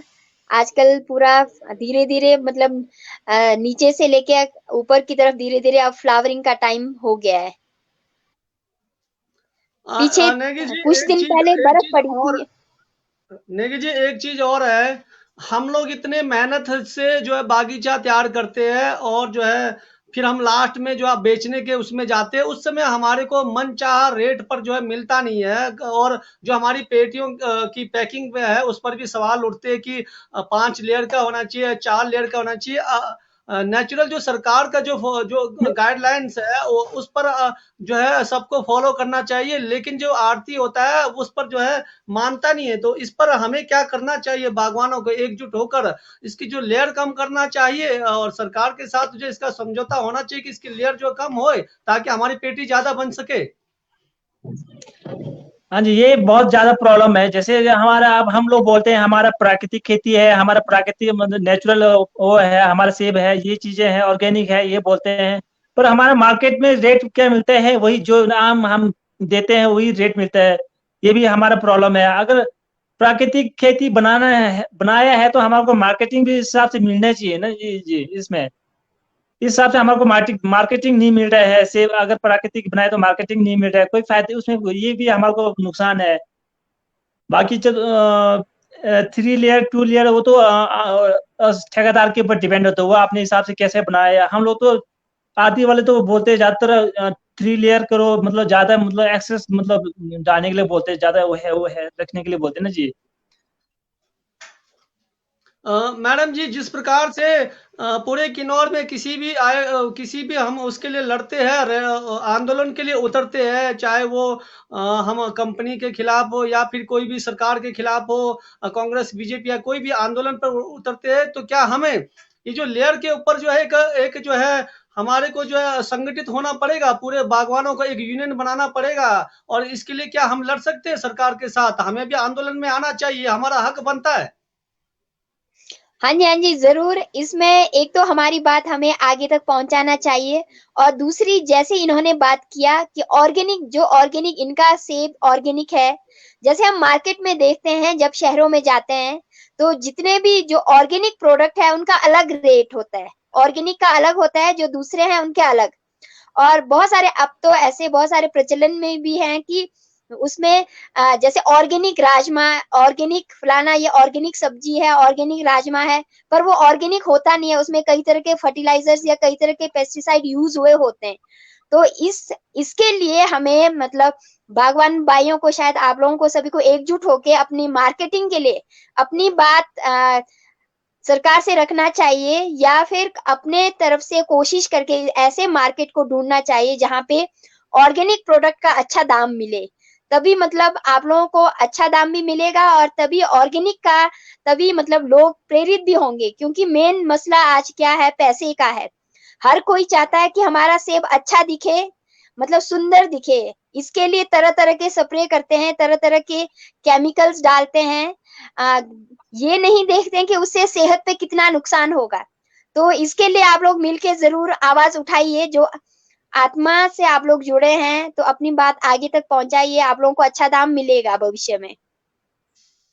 मैडम जी तो मेरा हमारी एक यही छोटी कामना है कि आप बहुत अच्छा दाम दें। जी मैडम जी एक सुझाव है धन्यवाद मेरा, जी। पूरे किन्नौर के बागवानों का एक सुझाव है। पूरे किन्नौर के बागवान चौरा से लेकर जो है सुमरा तक जितने भी है, सबको जो एक यूनियन बनाना चाहिए। क्योंकि बड़े ग्रोवर जो आएंगे नहीं, उनके पास तो लाखों करोड़ों का वो जाता होगा, उस ज्यादा सिरदर्दी लेंगे नहीं। छोटे ग्रोवरों को दिक्कत ज्यादा है। फिर भी एक पहल करनी चाहिए कि जो सब मतलब एक जो पेटियों की लेयर पर जो पेटियों की लेयर जो है कम हो जाए, जिससे जो हमारी पेटियां बढ़ जाए।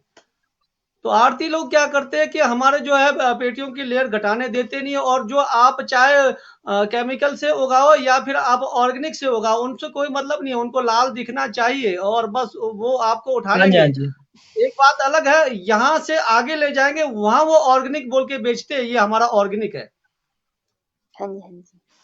जी हाँ जी, ये आरती वाले रेट मतलब यहाँ उनको तो सिर्फ लाल दिखने चाहिए, सेब लाल हो चाहे ऑर्गेनिक हो चाहे जो मर्जी हो, लाल हो तो रेट अच्छा देते हैं। लाल नहीं होगा ऐसे मतलब कलर लेस होगा तो फिर रेट घटा देते हैं। उनको तो ऑर्गेनिक से कोई मतलब ही नहीं होता। हम लोग ये मार्केटिंग की वजह से हमारे को काफी मतलब नुकसान हो रहे हैं। हम लोग सीधे आरती वाले के पास ले जाते हैं, यहाँ से जाते तो फिर वो अपने हिसाब से रेट देते हैं। और रेट भी हमारे को जितना हमको मिलना चाहिए वो तो मिलते ही नहीं बिल्कुल, वो अपने हिसाब से देते हैं ना जी। इसलिए हमारे को मतलब गवर्नमेंट से भी ये चीजें होने बहुत जरूरी है। जी आप लोगों के वहां पे आरती आते हैं या आप लोग मार्केट तक पहुंचाते हैं? जैसे हमारे रिब्बा में तो 2-3 आरती आते हैं और मतलब यहीं से गांव से उठाते हैं। तो ऐसे क्या आप लोगों के गांव में ऐसी व्यवस्था है क्या? हमारे यहाँ आरतियां आते हैं, बोलते हैं मेरा वहां पे भेजो, मेरा वहां पे भेजो बोलते हैं। यहाँ ले तो नहीं जाते हैं, यहाँ मतलब भेजो बोल के यहाँ आते हैं, ऐसी घर घर आते हैं ऐसी भेजो बोल के। पर हमारे यहाँ पे ज्यादातर लोग तो इतना दूर जाके मेरा रेट तो मिलते नहीं है, इसलिए हम लोग यहाँ पे ज्यादातर ठेके में दे देते हैं ऐसी। जी चलिए, ये भी बहुत बेहतरीन है, क्योंकि आगे इतना किलोमीटर ले जाना है, बहुत जगह दिक्कतें आती है। अब तो कुछ नहीं है, पहले अब तो टू वे रोड बना हुआ है, अब तो इतनी दिक्कत नहीं है। हाँ पहले जी, तो आपका अगर रामपुर से देखेंगे तो जाखड़ी वाला ब्लॉक होता था। फिर आपका हाँ जी, हाँ इधर जी। आएंगे तो नाथपा ब्लॉक होता था। फिर आपका ये आपका टापरी वाला एरिया ब्लॉक होता था। ऐसे होते तक कम से कम 50 ब्लॉक हुआ करते थे। अब ऐसी दिक्कतें नहीं है, अब तो आप आसानी से आगे भी ले जा सकते हो। लेकिन हाँ, उस समय मौसम फिर भी जो है किन्नौर का कहीं ना कहीं खराब रहता है। चलिए बेहतरीन। मैडम जी कुछ और सवाल रहा तो आपका? अ, जैसे बागवान भाई अगर मिलकर, जैसे आप लोग 3-4 बागवान भाई मिलकर अगर इस तरह से मिलकर काम करें, तो क्या अच्छे दाम मिलने की संभावना है? कैसे लग रहा है कि जैसे कुछ बागवान इस तरह से करें जो महानगरों में जाएं, वहां मार्केट ढूंढे, मार्केटिंग करें अपने सेब को, और अपने ऑर्गेनिक फार्मिंग को, स्पेशल ऑर्गेनिक एप्पल है इसका मार्केटिंग करें, तो आप लोग हो सकता है भविष्य में आप लोग भी अच्छा दाम पाए। मतलब जो केमिकल वाला एप्पल है और ऑर्गेनिक एप्पल में फर्क एकदम से नजर आए। तो क्या आपके गांव में ऐसे इस तरह से क्या आप लोग अभी प्लानिंग कर रहे हैं, या मतलब किस तरह से आप लोग अच्छा दाम लेने के लिए किस तरह से प्लानिंग कर रहे हैं कि भविष्य में आप लोगों के ऑर्गेनिक फार्मिंग का मार्केट किस तरह से होगा? जैसे पहले हमने ऐसे प्लानिंग था कि हम लोग रेट फिक्स करेंगे, हम लोग हमारे सेब अच्छे है ऑर्गेनिक है, जैसे ठेकेदार आएंगे नीचे से हम लोग बोलेंगे कि हमारे रेट मतलब सेब अच्छा है ऑर्गेनिक है, ऐसे बोल के हम लोग रेट फिक्स कर दिया था एक बार। फिर ठेकेदार लोग क्या बोलते हैं कि आप लोगों को जो मर्जी हो, ऑर्गेनिक हो जो मर्जी हो, हमारे को चाहे नीचे आरती वाले के पास सेम रेट मिलेगा, चाहे ऑर्गेनिक हो जो मर्जी हो। सर्टिफिकेट होगा तो दिखाओ बोल रहे थे। उस टाइम हमारे पास सर्टिफिकेट दिखाने को नहीं था ऑर्गेनिक का जी।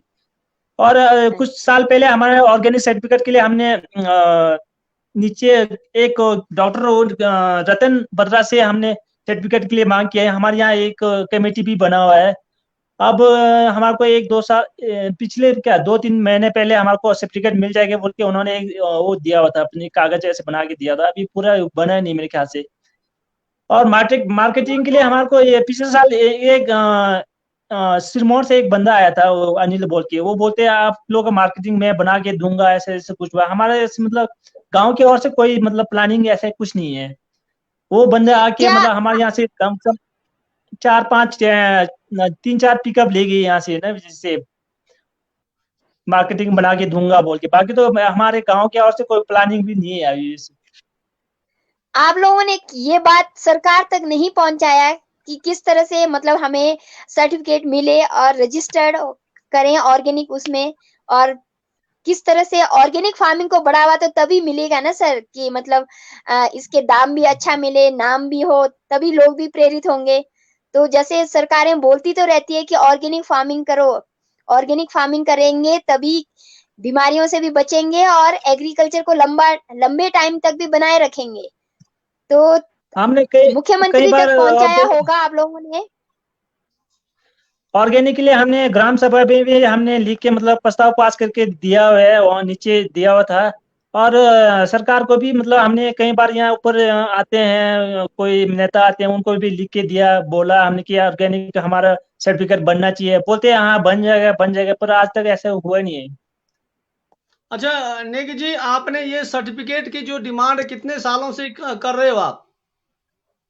ये हमारा 2013 में हमने बिल्कुल दवाई बंद कर दिया था। 15 से हमने मतलब डिमांड रखने शुरू कर दिया था, 15-16 अच्छा से। नेगी जी, एक चीज बताओ, एक चीज मैं ये बताता हूँ, आपके यहाँ नेता लोग जो है वोट मांगने तो आते होंगे,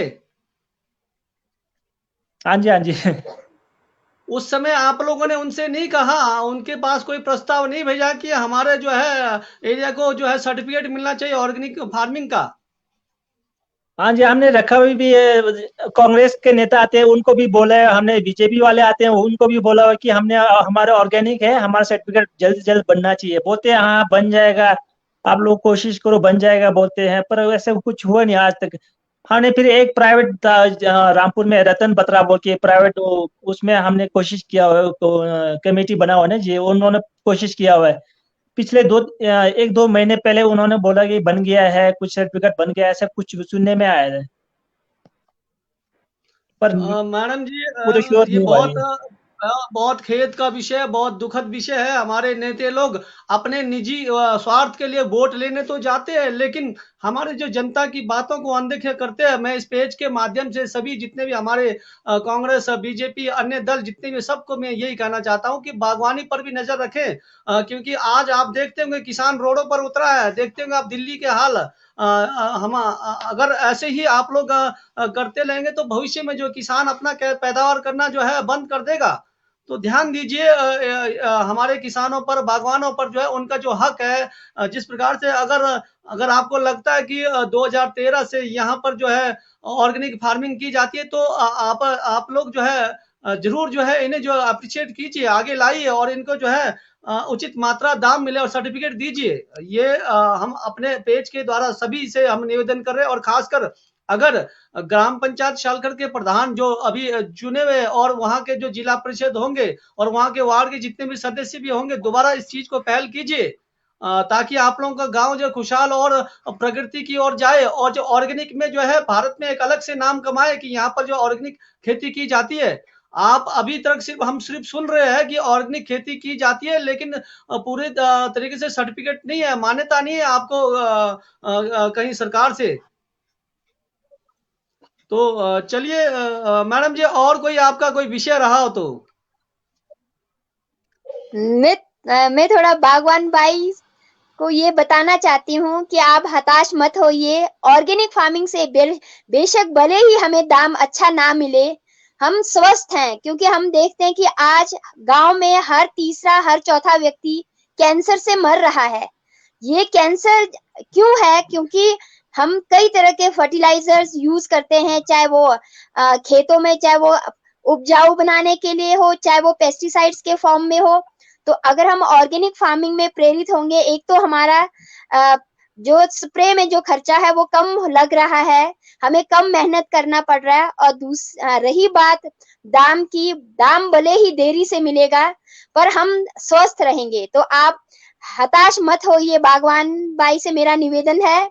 और हम भी धीरे धीरे आपसे सीखेंगे किस तरह से हमें भी ऑर्गेनिक फार्मिंग की तरफ आना चाहिए, प्राकृतिक फार्मिंग की तरफ आना चाहिए, और किस तरह से हम भी मतलब कैसे अपने स्वास्थ्य को बनाए रखें। क्योंकि देखा गया है कि जहाँ पे पहले यहाँ पे भी सब जगह क्या था, फर्टिलाइजर पेस्टिसाइड बहुत कम था, तो लोगों की जो एवरेज लाइफ थी वो भी लोग मतलब काफी जीते थे। आजकल बहुत जल्दी चले जाते हैं समय से पहले, क्योंकि उनको कई तरह की बीमारियां होती है। और अगर इस तरह से हमारे और गांव भी प्रेरित होते हैं तो ना केवल हमें दाम की तरफ ध्यान देना चाहिए, दाम बेशक धीरे धीरे मिलेगा, पर हम स्वस्थ रहेंगे। तो आप अपनी बात को जरूर आगे पहुंचाइए, और एक दिन जरूर आएगा कि आपका गांव भी पूरे मैप में आएगा। एक ऑर्गेनिक पूरा एप्पल का, ऑर्गेनिक फार्मिंग का, एप्पल का पूरा एक मिसाल होगा कि शलखर गांव पूरा ऑर्गेनिक फार्मिंग पे है। किस तरह से शलखर गांव के लोगों का ऑर्गेनिक फार्मिंग से पैसे भी बच रहा है, टाइम भी बच रहा है, और वो हेल्दी भी हैं। तो आपका मैं तो धन्यवाद कहना चाहूंगी, और आप लोगों को संदेश दें कि किस तरह से हमें भी ऑर्गेनिक फार्मिंग की तरफ जाना चाहिए। क्योंकि जी स्प्रे में भी बहुत मैंने देखा है, स्प्रे में भी बहुत टाइम लगता है, क्योंकि टाइम से स्प्रे नहीं हो तो पूरा फसल बर्बाद हो जाता है। कई उसके ना दाम अच्छे मिलते हैं और पैसे खर्च तो हो ही जाते हैं। हाँ जी, हाँ जी। जी जी नेगी साहब जी, तो आप यहाँ पर जो हमारे पेज के द्वारा हमारे दर्शकों को और सरकार तक जो है कुछ मैसेज पहुंचाना चाहेंगे आप? आप अपने जो बाकी है ऑर्गेनिक फार्मिंग। एक प्रॉब्लम मैं ये एग्रीकल्चर वाले और जो हमारे एग्रीकल्चर डिपार्टमेंट है उनसे भी कहना चाहता हूँ इस पेज के द्वारा जी, जो जी हमारे जी को जी सब्सिडी मिलते हैं, जो एग्रीकल्चर से हमारे को सब्सिडी मिलना चाहिए, ये चीजें हमारे को बहुत ही कम से मिलते हैं। हमारे ऊपर मतलब दूर होने के मतलब ब्लॉक से काफी दूर है, हमारा गांव काफी दूर है, और हमारे को पता नहीं लगता है सब्सिडी क्या कहाँ कैसे चल रहा है, कुछ पता नहीं लगता है हमारे को। इस वजह से हमारे को इससे भी हमारे को काफी मतलब सब्सिडी नहीं मिलते, दिक्कत होते हैं जी। जो गवर्नमेंट की जो सब स्कीम होते हैं वो कभी पूरा नहीं मिलते ही नहीं हमारे को। और जी जैसे गौरव जी मैं अगर हम लोग को गौरव जी कोई थोड़ा स्कीम पता लग जाए तो हमारा गौरव वहाँ जी सुनिए। ऑफिस। गौरव जी गौरव जी एक चीज और है, इसके लिए आपके प्रधान जो है शायद मेरे को लगता है ध्यान नहीं देते। प्रधान के पास सारी स्कीमें आती है गवर्नमेंट के, जो भी फॉलो होते हैं वहाँ जो भी रूल रेगुलेशन होते हैं प्रधान के पास पहुंचता है कि किन किन चीजों पर जो है सब्सिडी दिया जा रहा है। और सब्सिडी मिलने के जैसे पता लगने के बाद हम लोग जब ऑफिस में जाते हैं तो बोलते हैं आपका ये फॉर्मेलिटी पूरा करो, ये वाला लाओ, वो वाला लाओ। जिस दिन हम जाएंगे उस दिन पूरा बताते नहीं वो लोग। मतलब फॉर्मेलिटी के लिए हमारे को 10 बार वहां जाना पड़ता है ऑफिस में, 10 बार, और एक तो 10 बार जाने के लिए हमारे को प्रॉब्लम होते हैं, काफी दूर आने जाने में काफी दिक्कत होते हैं, क्योंकि हमारे मार्निंग वाला बहुत खराब होते हैं।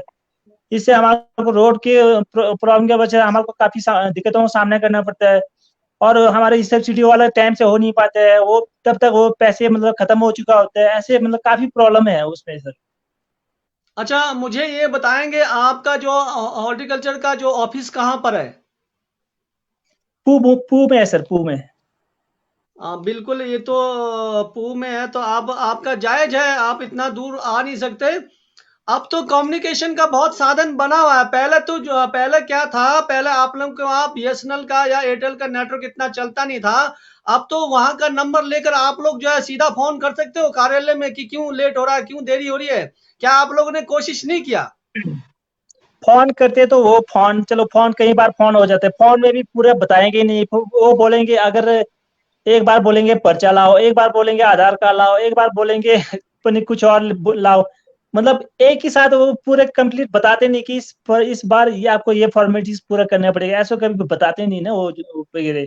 जी, मैं एक चीज़ यहाँ पर सबके ध्यान में लगाना चाहता हूँ। ये कार्यालय किसी के भी कार्यालय में हो, चाहे लाइसेंसिंग विभाग में जाना हो, चाहे हॉर्टिकल्चर विभाग में जाना हो, चाहे बैंक में जाना हो, सभी जो है जो जितने भी ऑफिसर है वो ध्यान दें। जब भी कोई आपके पास आता है तो एक पर्ची बनाकर डिटेल दे कि ये लेकर आना है। मैंने भी कई बार देखा है, मैं खुद भी गया हूँ। आज ये मंगवाते हैं, कल वो मंगवाते हैं। मेरा अभी थोड़ा-सा एक उदाहरण देता हूँ। अगर मैंने एक बार केसीसी की अप्लाई की थी, उसको अप्लाई करने के लिए 6 महीने लगे थे।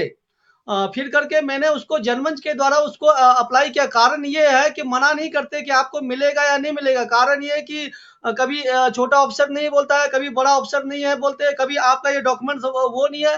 कहने का मतलब अगर एक ही दिन में आप पूरा लिख कर देंगे तो हमारा समय भी बचता है और आपका भी समय बचता है। तो इसलिए सभी जितने भी ऑफिसर हैं किन्नौर के अंदर में कृपया जो है मजदूर और बेबस लोगों को ध्यान दें।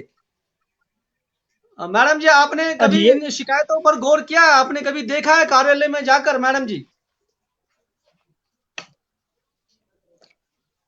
इस तरह की बातें तो बहुत बार हमने भी फेस किया है। और रही बात स्कीमों की, जो हमारे छोटे-छोटे गाँव हैं, वहाँ पे अगर गाँव में एकता है, तो हमें मतलब हमारे प्रतिनिधि, जो चुने हुए प्रतिनिधि हैं, उनसे बात करना चाहिए कि क्या-क्या नई स्कीमें हैं, कौन-कौन से नए वैराइटीज़ हैं, कौन-कौन से नए किस्म के पौधों की हम डिमांड कब दे सकते हैं, क्या-क्या हम सब्सिडी का क्या-क्या हम फ़ायदा ले सकते हैं।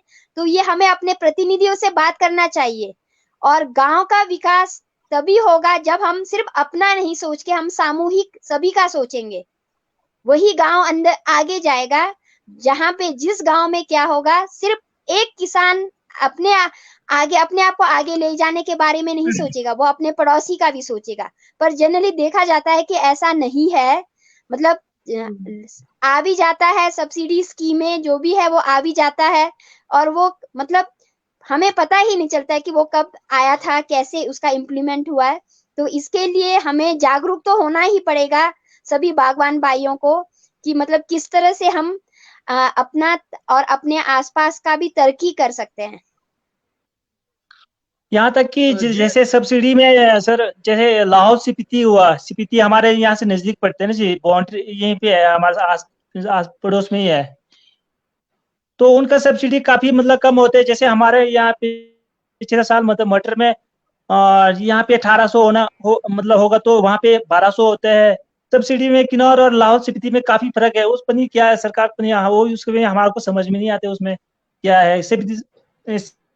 स्पीति साइड तो काफी सब्सिडी सामान्य मतलब पहुंच जाते हैं। हमारे यहाँ किन्नौर में बहुत ही कम क्षमा आते ही नहीं मतलब देखिए जी, बहुत फर्क है हमारे यहाँ सब्सिडी में भी। सब्सिडी आए चाहे नहीं आए, ध्यान रखना, हमारे यहाँ सब्सिडी आए चाहे नहीं आए, नेता लोग वोट मांगने जरूर आएंगे। हाँ जी, हाँ जी, आपने हाँ एक जी, चीज का ये ध्यान तो देना ही है। जरूर। आपने एक आजमाना, कभी भी आपके पास कुछ भी नहीं आ रहा हो लेकिन वोट मांगने जरूर आएंगे।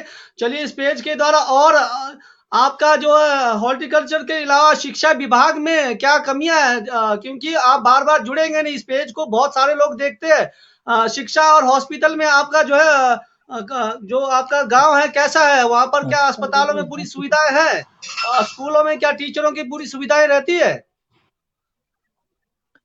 हॉस्पिटल में चांगो में है, हमारा हॉस्पिटल चांगो में पड़ता है। उसमें डॉक्टर एक ही डॉक्टर होते हैं और नर्स एक ही है। मतलब हॉस्पिटल काफी बड़ा है, वहाँ पे मतलब सामान्य भी पूरे हैं, स्टाफ है नहीं वहाँ पे।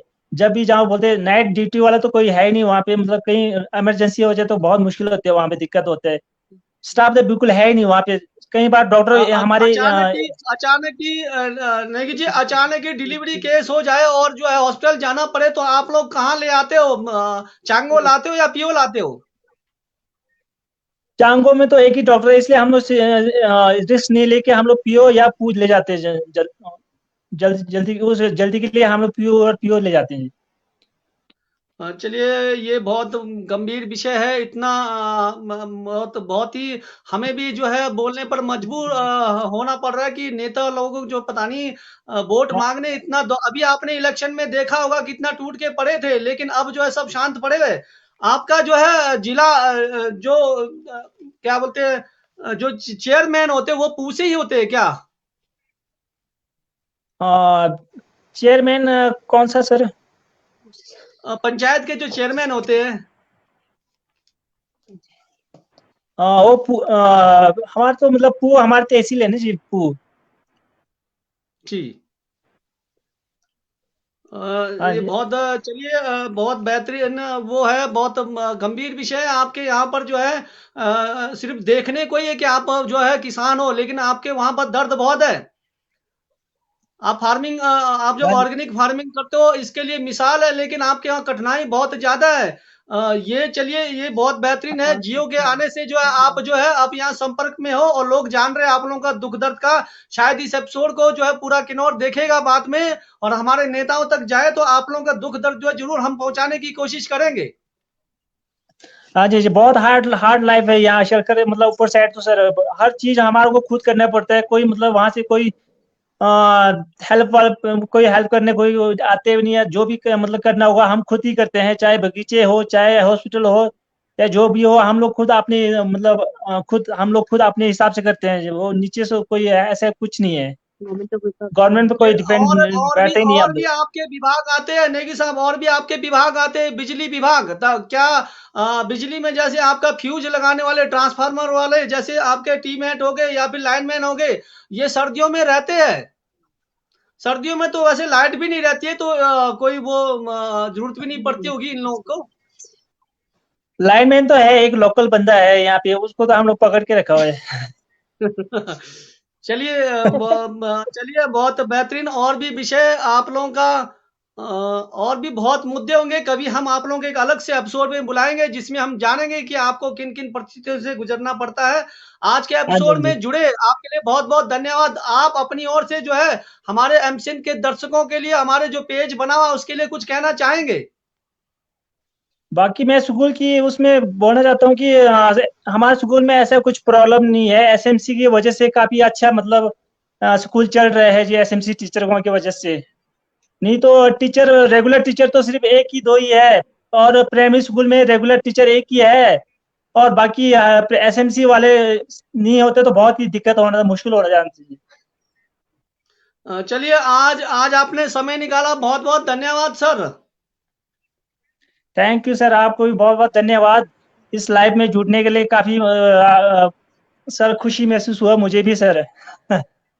चलिए, आपकी जो भी दुख दर्द हम इस पेज के द्वारा आगे ले जाने की कोशिश करेंगे। तो धन्यवाद, शुभ रात्रि। मैडम जी, आप कुछ कहना चाहेंगे अगर शलखर के गांव के लिए नेता लोग जो आगे आए उनके विकास के लिए? नेता लोगों के लिए तो मैं कुछ कहना नहीं चाहूंगी। हमारे बागवान भाई के लिए एक दो लाइनें बताना चाहूंगी। आप लोग यूं ही ऐसे एकजुट रहिए, पूरे गांव में दुख दर्द मिलकर बांटिए, तो जितने भी दुख दर्द हो, अगर आपस में एकता है तो वो सब आसान लगेगा। तो मुझे जान के बहुत खुशी हुई कि आप लोग सारे मिल बांट बिल्कुल कर जी, जो भी बिल्कुल। दुख दर्द है मिल बांट कर उसका सॉल्यूशन निकालते हैं। तो हाँ धन्यवाद जी, हाँ जी। आपका मेरी तरफ से। धन्यवाद। नमस्कार धन्यवाद मैडम जी, आपका। नमस्कार गौरव जी। फिर कभी मिलेंगे, आपको जरूर बुलाएंगे दूसरे एपिसोड में, जहां हम जानेंगे आपकी और भी परेशानियां क्या है। नमस्ते जी। बिल्कुल सर, बिल्कुल, नमस्ते। मैडम जी, नमस्ते जी। नमस्ते आप दोनों को ही। जी, नमस्ते। हमारे साथ जुड़े थे आज अतिथि गौरव नेगी जी, जिन्होंने बताया कि जो है ग्रामीण क्षेत्र है हमारा और ऑर्गेनिक फार्मिंग करते हैं, लेकिन यहाँ पर बहुत सारी समस्या है। सब्सिडी के बारे में ये समस्या हो या फिर अन्य समस्या, उनको टाइम से जो भी हॉर्टिकल्चर की मदद नहीं मिलती है, और भी हॉस्पिटल की बहुत सारी परेशानियां बताई। ये हो सकता है दूर दराज के चक्कर में जो है एक तो शिकायत जो है टाइम तक जो है सरकार के द्वारा जो है हमारे जो चुने हुए प्रतिनिधि तक नहीं पहुंचती होगी। लेकिन पेज के द्वारा अगर आप लोग देख रहे हो तो जरूर एक दौरा शलखर गांव का भी मारे, ताकि वहां के परेशानियों को जाने, क्योंकि वो भी हमारे किन्नौर से जुड़ा हुआ है। तो मिलते हैं हम अगले वीरवार के एपिसोड में। हम कोशिश करेंगे, अगर कोई हमारी परिचर्चा में आते हैं तो तब तक के लिए मैं राम भगत नेगी किन्नौर से नमस्कार, शुभ रात्रि।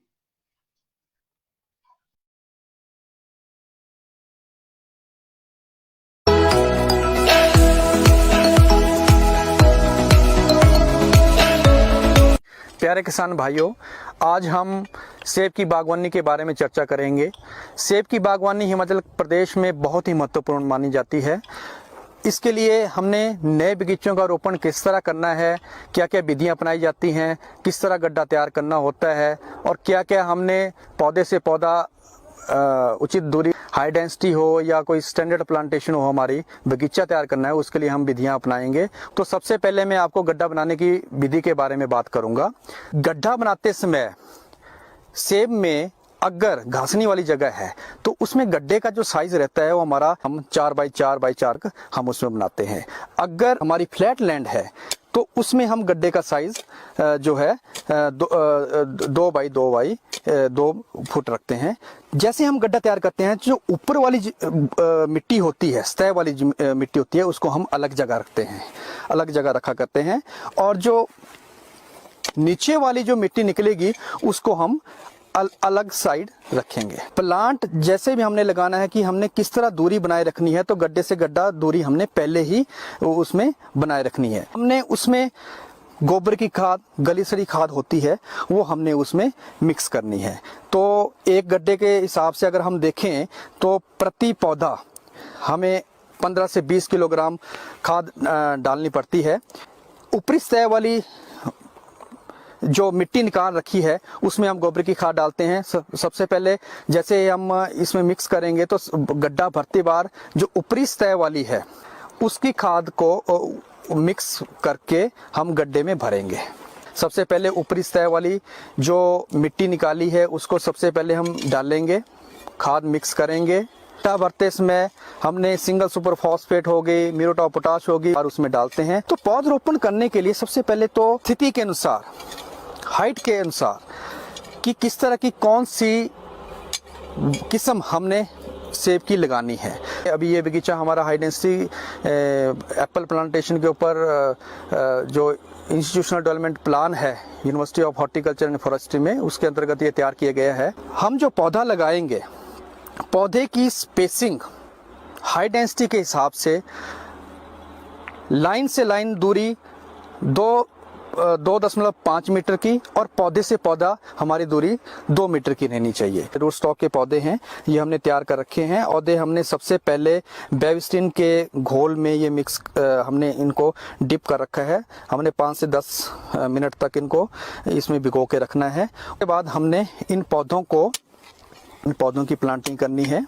प्लांटिंग करते समय हमें ये भी चीज़ें ध्यान रखनी होती है कि अगर हमारा हाइट वाली लोकेशंस हैं, जगहें हैं, तो उन हाइट्स वाली जगह पे हमने पौधे का जो ट्री एस्पेक्ट है वो हमने साउथ डायरेक्शन को रखना होता है। अगर लो हाइट वाला एरिया है हमारा तो हमने उनको जो है नॉर्थ साइड को रखना होता है। तो अगर अगर ओरिएंटेशन की बात की जाए तो हमें नॉर्थ साउथ ओरिएंटेशन में उसका रोपण करना चाहिए। होता है सेब की बागवानी है या दूसरे स्टोन फ्रूट भी होते हैं, जितने भी टेम्परेट जोन के फ्रूट्स रहते हैं, हमारे फल रहते हैं, उनके लिए दिसंबर जनवरी के महीना जो है पौधरोपण के लिए बहुत ही उपयुक्त समय है। पौधरोपण के बाद जो पौधे के किनारे की साथ वाली जो मिट्टी है उसको हमने अच्छी तरह दबाना है, बिल्कुल सेंटर से इस तरह हम पौधे को, ताकि ये इसकी जड़ें कम से कम समय में मिट्टी के साथ संपर्क में आ जाएं। तो इस तरह हम पौधे का रोपण करते हैं। और बगीचा लगाने के लिए हाई डेंसिटी प्लांटेशन का आजकल बहुत जोर पकड़ा हुआ है। ये हमारी फ्लैट लैंड के लिए बहुत ही महत्वपूर्ण माना जाता है और इसके लिए अच्छी किस्मों का चुनाव होना भी बहुत ज़रूरी है। जैसे आप हमारा बगीचा देख सकते हैं कि इस बगीचे में जैसे हमने तरह तरह की किस्में लगा रखी हैं। ये रूट स्टॉक के ऊपर हमने बगीचा लगा रखा है। तो इसमें जैसे जीरोमाइन किस्म है, हमारी रेड लम गाला किस्म है। तो आप देख सकते हैं कि ये हमारी प्लांटेशन जो है ये अभी 7 महीने की प्लांटेशन है। तो पौधे की उचित बढ़ोतरी के लिए अच्छी खाद पानी भी चाहिए और साथ में समय पर पौधे की स्थिति को देखते हुए, नमी को देखते हुए उसमें हमने सिंचाई भी करनी है। तो ये सब चीज़ों का हमें समय पर ध्यान रखना होता है। पौधरोपण के बाद पौधा हमारा एस्टेब्लिश होना शुरू हो जाता है। तो मार्च महीने तक इसमें स्प्राउटिंग होना शुरू हो जाती है। जैसे मौसम गर्म होता है तो उसमें स्प्राउटिंग होना भी शुरू हो जाती है। जैसे ये पौधा हमने अभी रोपण किया, मार्च महीने में जब इसमें स्प्राउटिंग हो जाती है तो इसमें जो भी आँख है यहाँ से हमारी जो नई आँख से यहाँ से कलम फुटेगी, यहाँ से टहनियाँ निकलेंगी, पत्ते निकलेंगे। तो हमने ये भी ध्यान रखना है कि पौधे में एक हमने बैलेंस भी बना के चलना है। ऐसा नहीं है कि हर आंख से हमने एक टहनी लेनी है। हमने इस तरह बैलेंस बनाना है कि तना उन टहनियों का भार भी सहन कर सके। जो रूट स्टॉक का ये पौधा लगा रखा है तो हम एक तो हमारे पास जैसे हम विप कर देते हैं तो उससे क्या होता है कि जैसे हमने कटिंग कर दी है तो उसके बाद जो नीचे वाली आंखें होती हैं वो फूटना शुरू हो जाती हैं। किसान भाइयों को ये भी ध्यान रखना चाहिए कि 1.5-2 फुट ऊपर से आप जो कलम फुटेगी, यहाँ से आंख फुटेगी, वहाँ से आपने टहनी लेना शुरू करनी है। पहले साल के वर्ष के पौधे में 2 से 3 जो है ब्रांचेस हमने लेनी है। तो जैसे जैसे पौधा बड़ा होता रहेगा वैसे वैसे हमने पौधे में उस तरह की कटिंग और उस तरह की काट छांट करनी है, जो भी दिसंबर जनवरी के महीने में की जाती है। में मैंने बात बताई कि इसमें हमने 2.5 बाई 2 मीटर की दूरी रखी हुई है।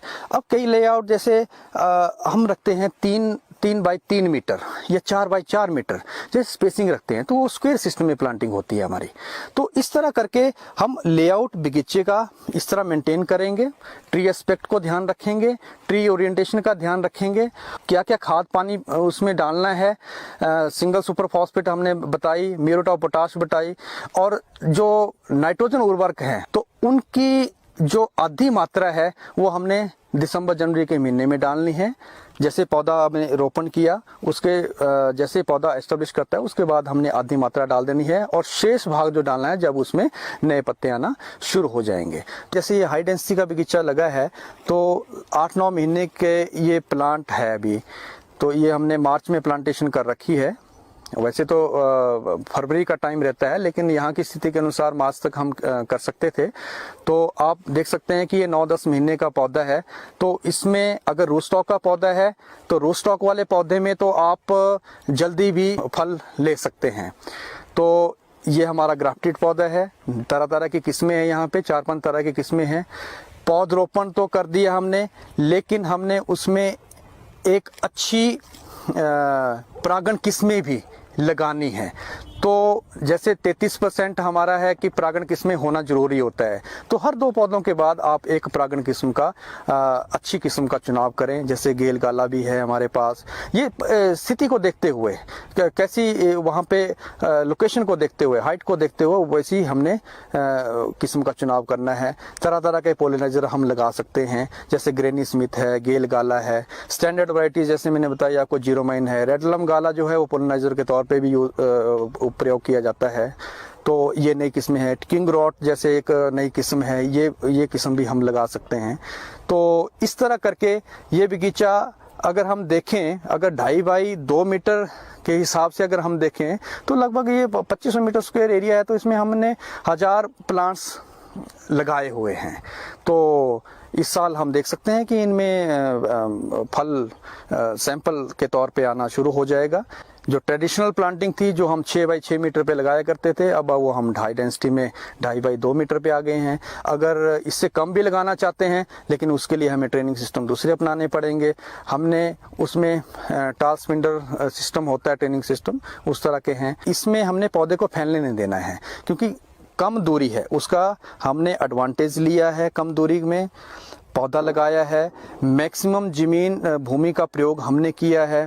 कि ऐसी किस्में आ चुकी हैं कि जैसे रूट स्टॉक के ऊपर किस्में हैं तो ये पौधा बोने प्रवृत्ति का भी रहता है। तो उस तरह करके हम कम जमीन में ज़्यादा मात्रा में पौधे लगा सकते हैं। तो पौधे को ऐसे भी हमने ट्रेन करना होता है कि मैक्सिमम सनलाइट जो है हम हार्वेस्ट कर सकें, हर पौधे के हर ब्रांच तक कि मैक्सिमम सनलाइट जो है वहाँ पहुँच सके, जिसके साथ फल और अच्छी गुणवत्ता वाले फल जो हैं पैदावार संभव हो सके।